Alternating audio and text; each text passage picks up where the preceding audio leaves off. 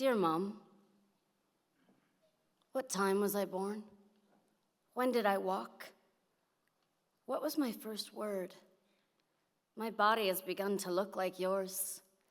Suddenly, I can see you in me. I have so many questions. I look for answers in the air. Listen for your voice, anticipate, find meaning in the example of your life. I imagine what you might have said or done. Sometimes I hear answers in the echo of your absence. The notion of mentor is always a little empty for me, holding out for the hope of you.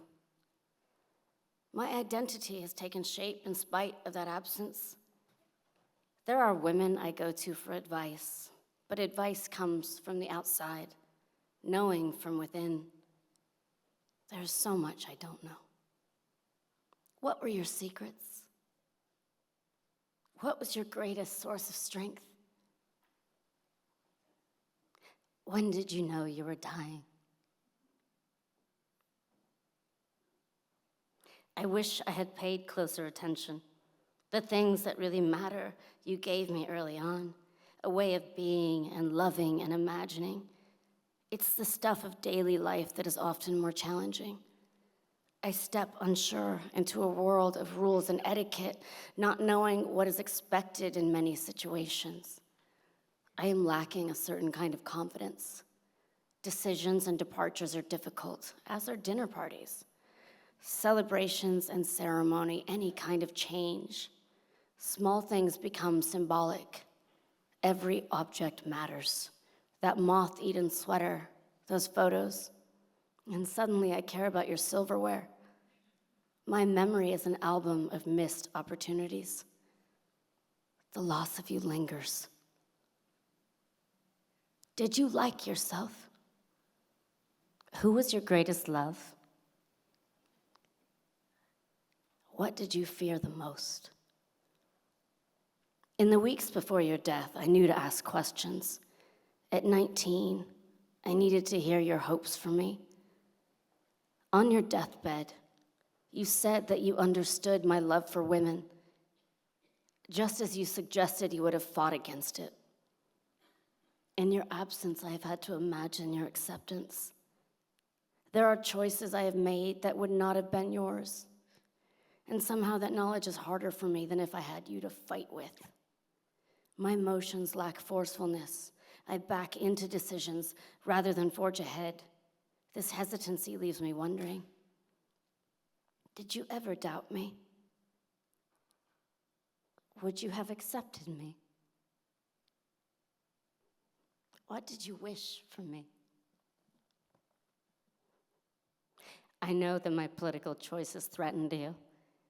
Your way was to keep things looking good on the outside, deny certain feelings, erase unpleasant actions. Since your death, I have exposed many of the things that you would have liked to keep hidden. I can no longer hold the family secrets for you. I search for information about your life. Each scrapbook, letter, anecdote I come across is crucial to my desire to understand you and the choices you made. I have learned about affairs, abuse, all the things that you would not have wanted me to know.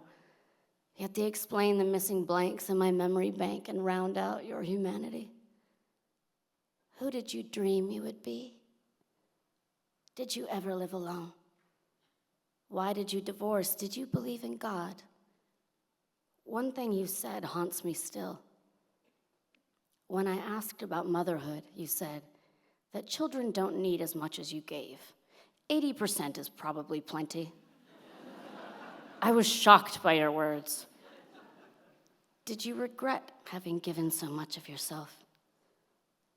Now these words seem like a gift, a way of offering me a model of motherhood beyond even your own example.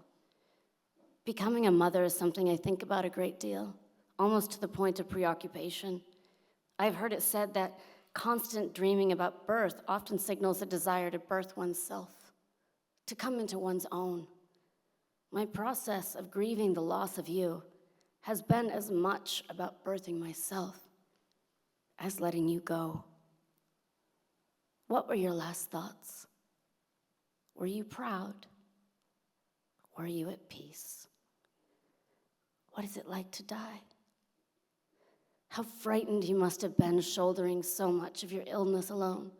The level of your own isolation is a mystery to me. In my life, I try hard to reach out, to let others in. I fear loss more than anything.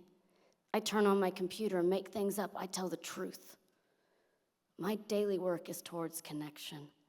All these questions move me to search less and less for your answers, and increasingly for my own. Love, Karin.